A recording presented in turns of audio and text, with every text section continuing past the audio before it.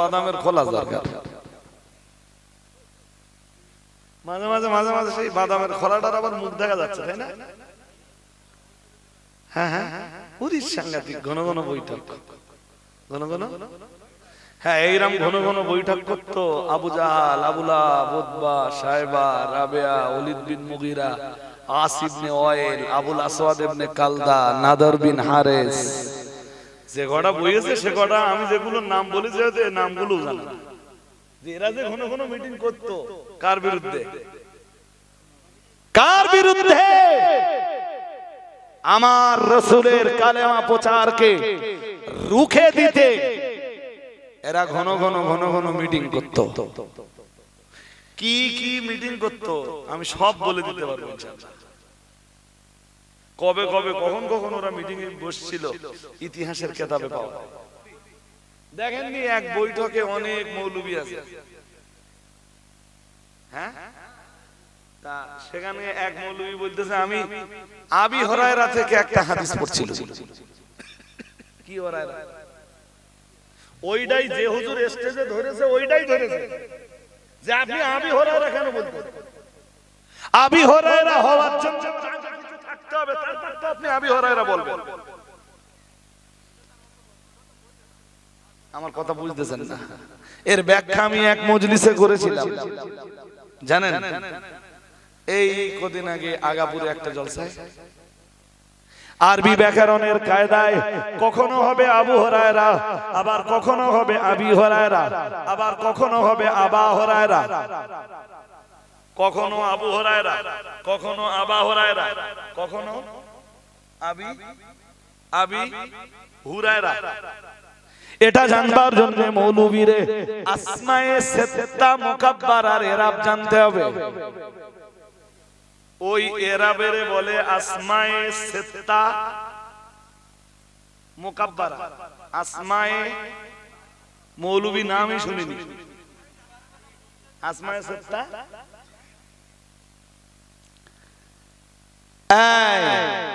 তুমি যদি না জানো আঙ্গা মেগা মাদ্রাসা তুমি তো হারাম ফতোয়া দিচ্ছ। আমাদের মেয়েদের কাছে যে গেলে আমাদের মেয়েরা বলে দিতে পারবে তোমায় কখন আবু হুরায়রা হবে, কখন আবি হুরায়রা হবে, আর কখন আবা হুরায়রা হবে। আমাদের ছেলেদের মাদ্রাসায় যেতে হবে না, পর্দার আড়ালে যে আমাদের মেয়েদের জিজ্ঞেস করে দেখো, আমাদের মেয়েরা তোমার জবাব দিয়ে দেবে ইনশাআল্লাহ। ইনশাআল্লাহ বলুন।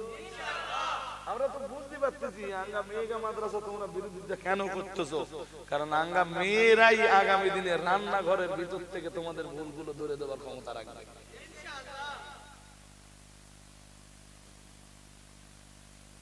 স্বামী ওয়াজ শুনে বাড়ি আসবে আর বলবে তোমাকে হুজুর যা ওয়াজ করে সব জাল।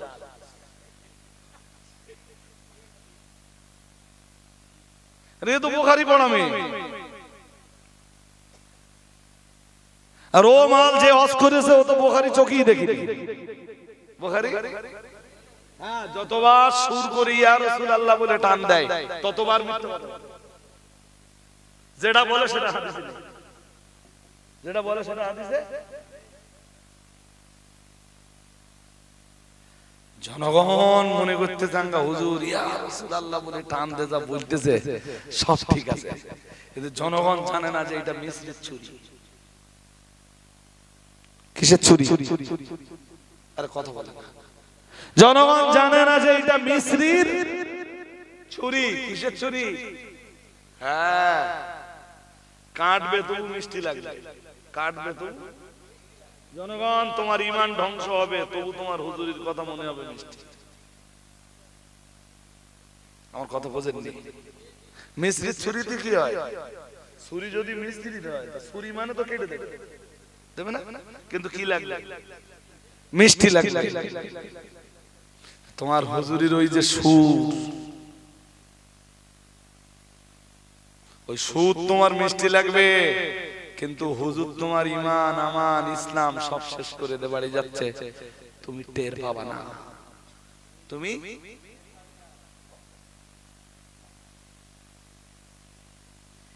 কায়েম সাহেবের বিরুদ্ধে বলে তুই কি করবি? আর তুই চিনিস কায়েম সাহেব কে? তো ধারণাই নেই কাইম সাহেবকে।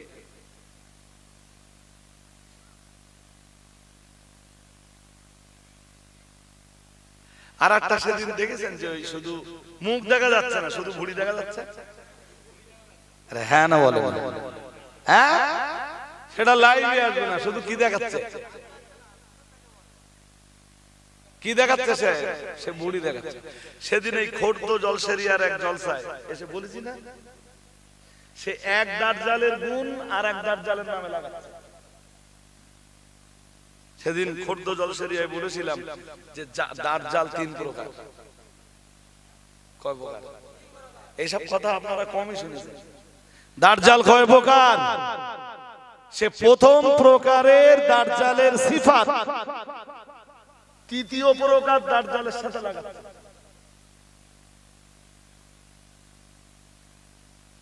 সে নাকি আবার বহুদিন ধরে হাদিস পড়ে গেছে।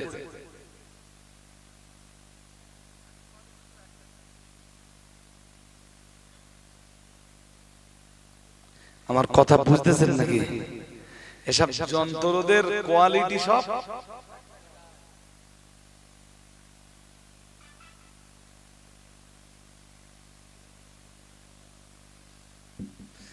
আল্লাহ আমাদের বুঝবার তৌফিক দান করুন। বলুন আমিন, বলুন না আমিন।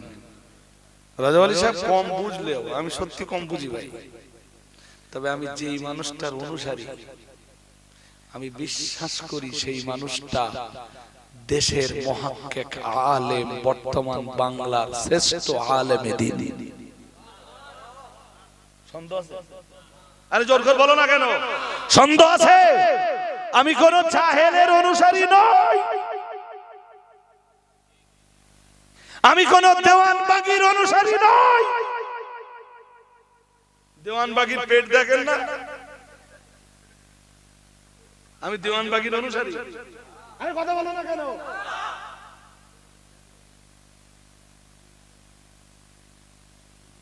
শুধু ভুঁড়ি দেখাচ্ছে।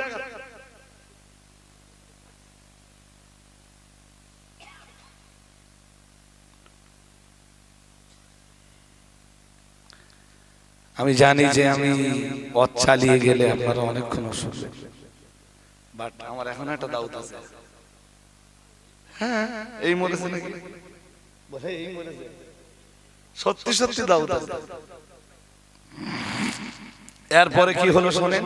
তাহলে ওই দুইজন সাহাবী একজন আর একজন থেকে কখনো আলাদা হতেন না। মনে আছে তো নাকি? জোর কর বলে না। এরপরে কি হলো মনে রাখুন। ফাখরাজাত সাকাফিয়্যু মা'আর রাসূলি সাল্লাল্লাহু আলাইহি ওয়াসাল্লাম বিল কুরআতি ফিস সাফার ওয়া খাল্লাফাল আনসারিয়া আলা আহলিহি। মুখস্থ করতে করতে বাড়ি যান। ফাখরাজাত সাকাফিয়্যু মা'আর রাসূলি বিল কুরআতি ফিস সাফার। প্রিয় নবী মুহাম্মদুর রাসূলুল্লাহ সাল্লাল্লাহু আলাইহি ওয়াসাল্লাম কোন একটা সফরে বার হলেন। হতে পারে সেটা জিহাদের সফর। সেখানে লটারি হলো। কি হলো? কারা কারা রাসূলের সঙ্গে যাবে এইটা নির্ধারণের জন্য লটারি হলো। কি হলো? লটারি। সেই লটারিতে সাকাফির নাম এলো। শুনছেন নাকি? আনসারীর নাম, কিন্তু এরা দুজন সবসময় বেশ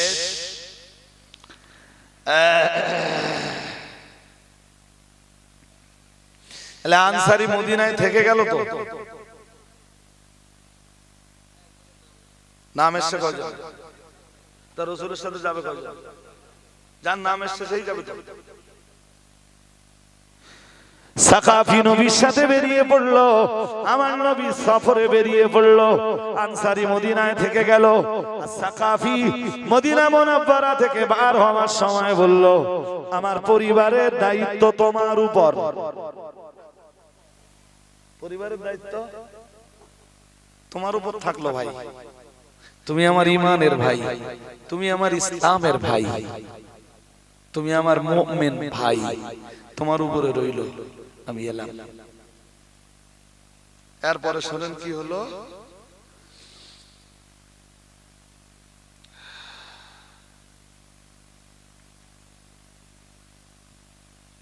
এই আনসারী একদিন, আমি ছোট্ট করে বলছি, এই আনসারী একদিন সাকাফির স্ত্রীকে চুম্বন করতে উদ্যত হলো।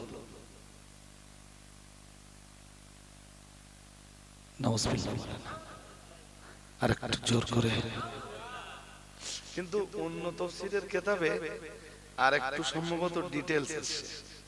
হ্যাঁ, এখানে একটু ডিটেইলস এসেছে। এটা তাফসীরে রুহুল মানি, তাফসীরে রুহুল মানিতে এসেছে قد اغتسلت وهي ناشرة شعرها فوقعت في نفسه فدخل ولم يستأذن حتى انتهى إليها। মানে সাকাফির স্ত্রী গোসল করে, মেয়েদের চুল লম্বা, তো ওই চুলের পানি ঝাড়তে গেলে চুল তো ছেড়ে দিতে হবে, দিতে হবে না? এই দৃশ্যটা যেভাবেই হোক আনসারীর চোখে পড়ল। তখন আনসারীর মনের ভিতরে একটা কুমতলব, খারাপ। সাকাফি ভাই আমার, সাকাফি ভাই আমার ইমানি ভাই, আমার ইসলামের ভাই, আমার কালেমার ভাই, তিনি আমার নবীর সঙ্গে যাবার সময়, সফরে বার হবার সময় তার পরিবারের দায়িত্বটা আমার উপরে দিয়ে গেছেন। আমি তার স্ত্রীর সঙ্গে বেয়াদবি করার রাস্তা বেছে নিয়েছি, আমি অশ্লীলতায় লিপ্ত হয়েছি, আমি নোংরামিতে লিপ্ত হয়েছি। নিজে প্রচন্ড লজ্জিত হলো, ওখান থেকে বেরিয়ে পড়লো। ও বাবাজিরা ভাইরা, গভীর ভাবে মনে রাখুন, আমার নবীর ওই আনসারী সাহাবী পাহাড়ের উপরে চলে গেল।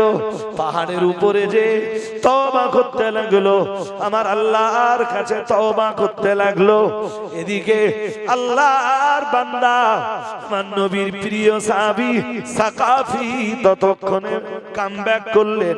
আমার নবী মদিনা মুনাওয়ারাতে ফিরে এলেন। ফাখবারাতুহু আহলুহু বিফিলিহি, আনসারী যা করেছে। সাকাফির স্ত্রী সাকাফির স্ত্রী সাকাফিকে ডাক দিয়ে বলল, তোমার ইমানের ভাই, ইসলামের ভাই আমার সাথে এই ব্যবহার করেছে। ফাখরাজা ইয়াতুলুবুহু, আল্লাহর নবীর এই সাকাফি সাহাবী আনসারী সন্ধানে বেরিয়ে পড়লেন। ও বাবাজির ভাইরা, হাত্তা দুল্লা আলাইহি ফাওয়াফাকাহু সাজিদান ওয়া হুয়া ইয়াকুলু রব্বি যামবি যামবি যামবি ذنبي قد خنت أخي فقال له قم يا فلان فانطلق إلى رسول الله صلى الله عليه وسلم فاسأله عن ذنبك لعل الله أن يجعل لك فرجا وتوبة ديار نبي محمد রাসূলুল্লাহ সাল্লাল্লাহু আলাইহি ওয়াসাল্লাম আমার এই নবীর সাকাফি সাহাবী আনসারীর সন্ধানে বেরিয়ে পড়লেন। আনসারী পাহাড়ের উপর সাজদায় যে নিজে বড় লজ্জিত অবস্থায় সাজদায় পড়ে শুধু চোখের পানি ফেলছিলেন। আর এই আনসারী সাহাবী মানে জোরে জোরে বলছিলেন, রব্বি যামবি যামবি যামবি যামবি, ও রব্বুল আলামিন আমার গুনাহ, আল্লাহ আমার গুনাহ, আল্লাহ আমার গুনাহ, কদ খুনতু আখি, আল্লাহ আমি আমার ভাইয়ের আমানতের খেয়ানত করেছি, আল্লাহ আমি আমার ভাইয়ের আমানতের খেয়ানত করেছি। রব্বি যামবি যামবি যামবি, আল্লাহ আমার গুনাহ। নবীর আনসারী সাহাবী সাজদায় পড়ে শুধু চোখের পানি ফেলছিলেন। সাকাফি মদিনার অলিতে গলিতে তাকে খুঁজে পায় না, আনসারীরে রাজপথে খুঁজে পায় না। পাহাড়ে রাস্তা ধারণ করে পাহাড়ের উপর থেকে আনসারী সাহাবীর আওয়াজ শুনতে পায়, রব্বি দাম্বি দাম্বি দাম্বি কদ খুনতু আখি। ও রব্বুল আলামিন, আমার গুনাহ, আমার গুনাহ, আমার গুনাহ, আমার গুনাহ, আমি আমার ঈমানি ভাইয়ের আমানতের খেয়ানত করেছি। নবীর ওই সাকাফি সাহাবী আনসারীর কাছে চলে গেলে, ও আমার আনসারী ভাই, কেঁদো না, তুমি আর কেঁদো না, সাজদা থেকে মাথা তোলো, সাজদা থেকে মাথাটা ওঠাও, চলো না আমার নবীর কাছে চলে যাই। ফান্তালিক ইলা রাসূলিল্লাহ সাল্লাল্লাহু আলাইহি ওয়াসাল্লাম, চলো না সাহেবে নবুয়ত, ইমামুল মুত্তাকিন, সাইয়্যিদুল মুরসালিন, রাহমাতুল লিল আলামিন মুহাম্মাদুর রাসূলুল্লাহ সাল্লাল্লাহু আলাইহি ওয়াসাল্লামের কাছে চলে যাই। আমার নবীর কাছে জিজ্ঞাসা করি, তুমি নিজেই জিজ্ঞাসা করো, ফাসআলহু আন দাম্বিকা, তোমার পাপের ব্যাপারে তুমি তোমার নবীকে জিজ্ঞেস করো, নিশ্চয়ই লাআল্লাল্লাহ আইয়াজআলা লাকা ফারাজান ওয়া তাওবাতান, নিশ্চয়ই আল্লাহ তাআলা, আল্লাহ পাক তোমাকে তোমার এই গুনাহ থেকে বেরিয়ে আসবার কোন রাস্তা তৈরি করে দেবে। আল্লাহ তাআলা নিশ্চয় তোমার তওবা কবুল করে নেবে। চলো তুমি আমার নবীর দরবারে যাই। ফাকবালা মাহু হাত্তা রাজা ইলাল মদিনাতি ওয়া কানা যাতা ইয়াউমিন ইনদা সালাতিল আসর নাজালা জিবরিল আলাইহিস সালাম বিতাবাতিহি ফাতালা ওয়াল্লাযীনা ইযা ফাআলু ফাহিশাতান। প্রিয় নবী মুহাম্মদুর রাসূলুল্লাহ সাল্লাল্লাহু আলাইহি ওয়াসাল্লাম ওই আল্লাহ পাকের নবীর ওই সাকাফি সাহাবী তার আনসারী ভাইকে নিয়ে আমার নবীর দরবারে যখন চলে এলেন মদিনা মুনাওয়ারায়, তখন আসরের নামাজের সময় চলছে। আনসারীরে সঙ্গে নিয়ে আমার নবীর দরবারে চলে এলেন। আর আমার নবীর কাছে ততক্ষণে ফেরেশতা জিবরিল আমিন আলাইহিস সালাম চলে এলেন। আল্লাহর ফেরেশতা জিবরিল আমিন আলাইহিস সালাম এসে আমার নবীর একটা আয়াত শুনিয়ে দিলেন, ওয়াল্লাযীনা ইযা ফাআলু ফাহিশাতান। খুব মন দিয়ে আপনাদের শুনতে হবে। অনেক আগেই আমি বলেছিলাম সূরা আলে ইমরান 4 পারা, সূরা আলে ইমরানের 135 নম্বর আয়াতটা নিয়ে ফেরেশতা জিবরিল আমিন আমার নবীর দরবারে চলে এলেন। ওয়াল্লাযীনা ইযা ফাআলু ফাহিশাতান, আমার আল্লাহ জানিয়েছেন যারা নির্লজ্জ কাজ করে ফেলে, ফাহিশা কাজ করে ফেলে, আও যালামু আনফুসাহুম, অথবা যারা নিজেদের আত্মার উপরে অত্যাচার করে, যাকারুল্লাহ, তারপরে আমার আল্লাহকে স্মরণ করে, ফাস্তাগফারু লিযুনুবিহিম, আমার আল্লাহর ভয়টা যখন কলবে ফায়দা হয়, ফাহিশা কাজ করার পর, নিজের নফসের উপরে জুলুম করার পর, আমার আল্লাহর ভয়টা যখন কলবে জাগরণ ঘটে, ফাস্তাগফারু লিযুনুবিহিম, আমার আল্লাহর কাছে নিজের পাপের জন্য লজ্জিত হয়ে ক্ষমা চায়। আমার আল্লাহ তাআলা নিজেই বলেন, ওয়া মান ইয়াগফিরুদ যুনুবা ইল্লাল্লাহ ওয়া লাম ইউসিরু আলা মা ফাআলু ওয়া হুম ইয়ালামুন। আমার আল্লাহ জানিয়েছেন, ওয়া মান ইয়াগফিরুদ যুনুবা ইল্লাল্লাহ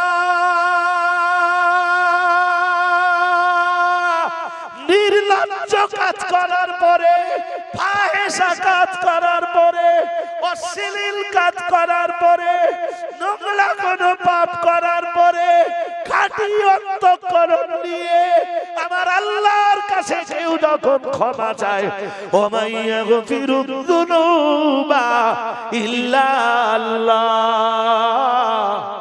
কে আছে আল্লাহ ছাড়া ক্ষমা করে দেওয়া? আরো আওয়াজ দিয়ে বলেন, সাহাবীরে আল্লাহ মাফ করে দিয়েছেন না?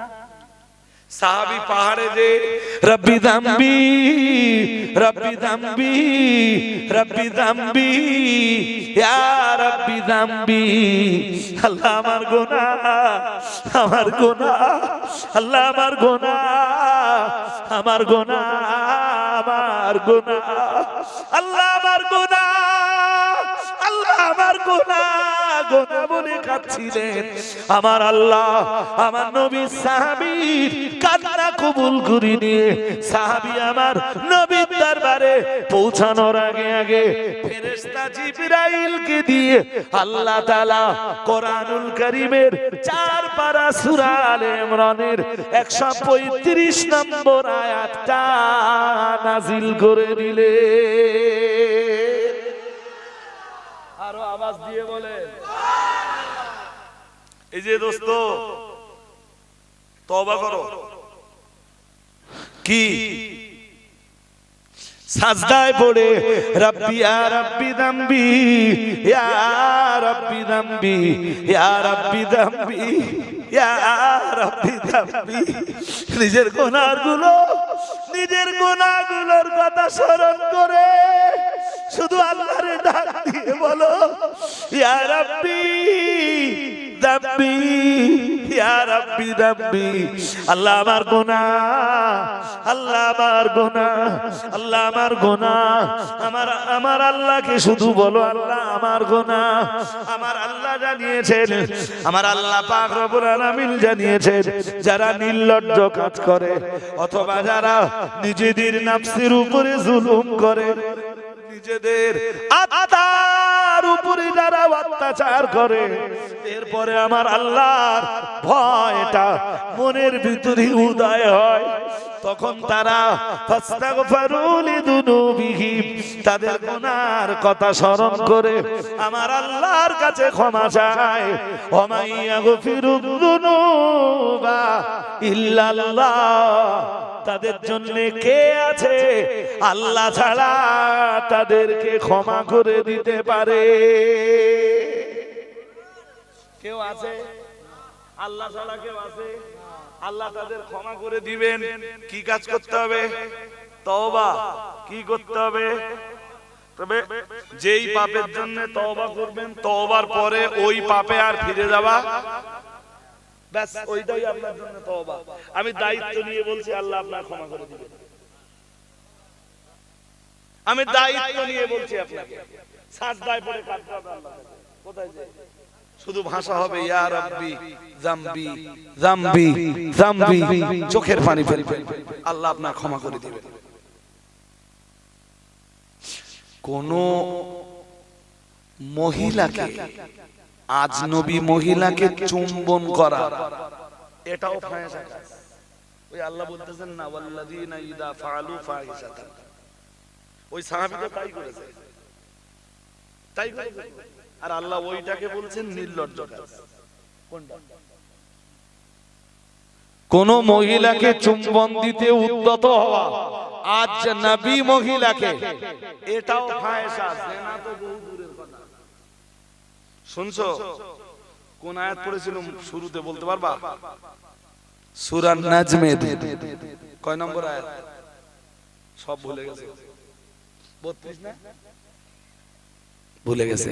সূরা নাজমের কয় নম্বর আয়াত? আল্লাযীনা ইয়াজতানিবুনা কাবাইরাল ইসমি ওয়াল ফাওয়াহিশা, মহান আল্লাহ জানিয়েছেন, আল্লাযীনা যারা ইয়াজতানিবুনা পরহেজ করে চলে। মনে আছে না মনে নেই? আরে হ্যাঁ না বলবেন তো, আমি কি ওয়াজ ভুলে যাই নাকি? আল্লাযীনা যারা ইয়াজতানিবুনা পরহেজ করে চলে কাবাইরাল ইসমি, কবিরা গুনাহগুলো, ওয়াল ফাওয়াহিশা, ফাহিশা কাজগুলো।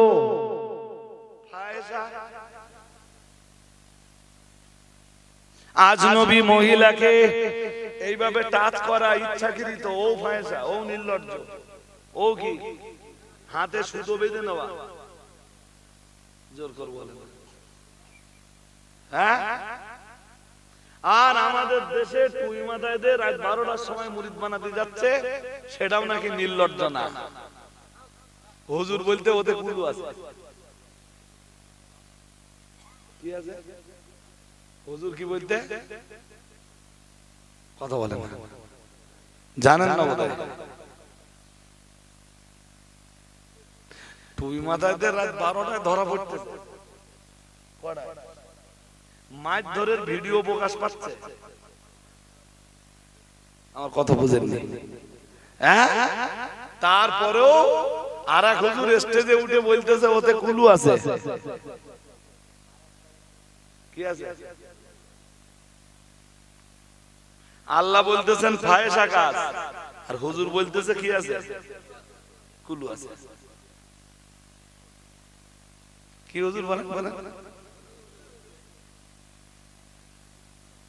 এ সহ্য করতে পারবেন আপনি?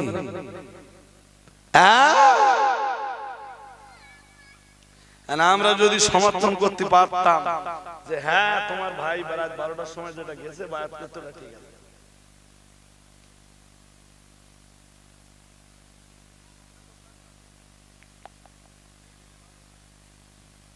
আর কথা কিছু বুঝতেছেন নাকি? শোনেন, কবিরা গুনাহ আর ফাহিশা কাজ, এই দুটো যারা বন্ধ করতে পারবে, আল্লাহ বললেন ইন্না রাব্বাকা ওয়াসিউল মাগফিরা الذين يجتنبون كبائر الإثم والفواحش إلا اللمم إن ربك واسع المغفرة هو أعلم بكم। মহান আল্লাহ জানিয়েছেন ছোট ছোট গুনাহ ব্যতীত কবিরা গুনাহ যারা বর্জন করে চলে, কবিরা গুনাহ যারা বাদ দিয়ে চলে, ফাহিশা কাজগুলো যারা বাদ দিয়ে চলে। কোন মেয়ের কাছে চ্যাটিং করাও যাবে না। চ্যাটিং বোঝো? কথা বলো, বোঝো? বোঝো না? বোঝে সব বলবে না। আমার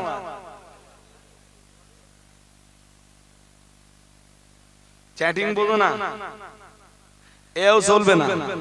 এও ইসলামে একটাই সম্পর্ক জায়েজ, তার নাম বিবাহ। তার নাম কি?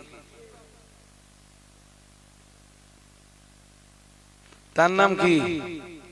জোরে বলুন। বিবাহ। তারে আরবিতে বলে নিকাহ। কি বলে? ইংরেজিতে বলে ম্যারেজ। কি বলে? ম্যারেজ।